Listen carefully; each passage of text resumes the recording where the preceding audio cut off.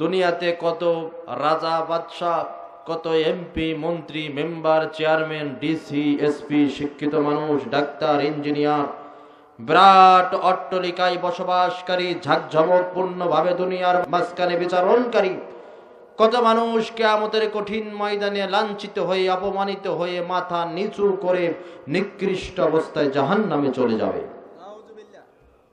এটা তাদের জিত না হার? বলেন তো।